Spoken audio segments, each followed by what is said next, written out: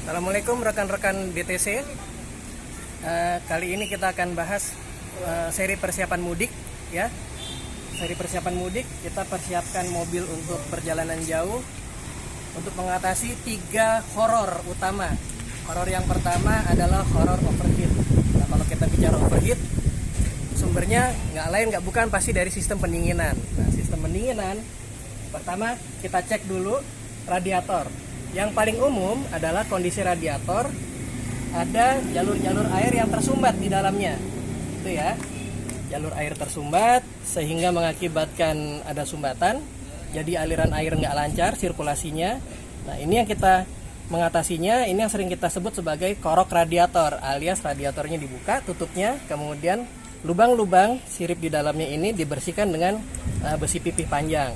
Kemudian bisa juga kasusnya adalah tutup radiator ini sudah tidak bisa menutup dengan benar gitu ya. Jadi ada kemungkinan karetnya sobek dan lain sebagainya, sehingga tidak bisa menjaga tekanan dari dalam radiator ini gitu ya. Jadi ini juga harus diperhatikan.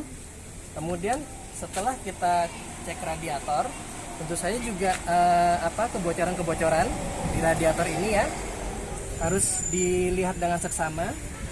Nah, selain dari radiatornya, ada juga kemudian jalur air. Nah, jalur air ini biasanya disambung dengan selang gitu ya.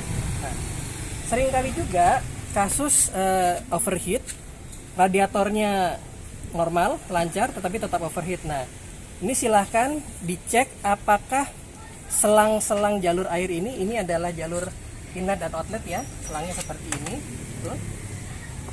Terutama jalur inlet ini kalau sudah terlalu lama karetnya jelek biasanya kempot. Jadi pada saat ada hisapan maka dia tidak bulat sempurna seperti ini, tapi seperti selang yang ditekan gitu. Jadi ini akan mengakibatkan sumbatan. Itu, ini adalah contoh selang radiator yang sudah cukup berumur, bisa dilihat ya, ujungnya sudah. Nah, ini benang-benangnya. Gitu. Jadi kalau sudah lama tidak diganti, segera lakukan penggantian. Oke. Selanjutnya, banyak juga teman-teman di grup yang bilang air radiator saya berkurang gitu ya di penampungan, padahal tidak ada kebocoran. Nah, kita tegaskan bahwa jika ada kekurangan air radiator pasti ada kebocoran, hanya saja kita nggak tahu tempat bocornya di mana. Nah, ini adalah 2 titik kebocoran jalur air radiator yang paling sulit terdeteksi. Titik yang pertama adalah titik selang bypass. Ini selang bypass contohnya ya. Jadi selang bypass ini dia terpasang di bawah manifold. Jadi ini adalah jalur air bypass. Jadi dari radiator masuk ke dalam saluran ini, jalur ini. Kemudian dia diteruskan lagi di jalur bawah ini. Nah, nanti dia tersambung ke sebelah sana di bawah delco. Di bawah delco. Nah, ya. Oke, nah ini adalah selang-selang yang kalau mengalami kebocoran paling susah terdeteksi. Jadi kalau di sebelah kiri ada selang bypass ini, di sebelah kanan di bawah delco ini juga ada selang serupa, posisinya persis di bawah water outlet, persis di bawah water outlet sini ya. Nah, khusus untuk Taruna, sebetulnya untuk Taruna Karbu maupun Evi yang seal delco-nya sudah mengalami kebocoran, perlu ekstra cek. Karena apa?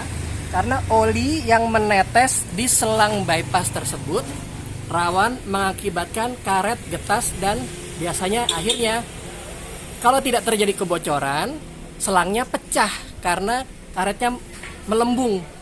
Dia mengalami penurunan kualitas. Oke.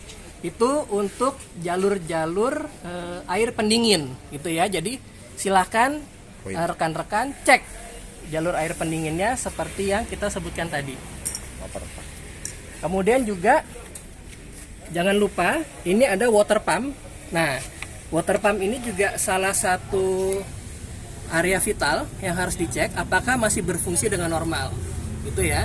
Tapi biasanya masalah di water pump ini bisa segera terdeteksi karena apa? Biasanya dibarengi dengan suara yang cukup kasar begitu, atau kalau ada sirip-sirip yang kemudian sudah rontok, dia tidak bisa memutar maksimal, maka akan kelihatan sirkulasi radiatornya tidak bagus.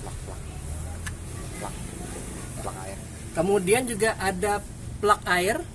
Jadi tutup plak air ini gitu ya. Ini kelihatannya sepele, tapi kalau ini sudah aus begitu, tutup plak air ini, nah ini isinya tersambung ke jalur air pendingin plak ini gitu ya.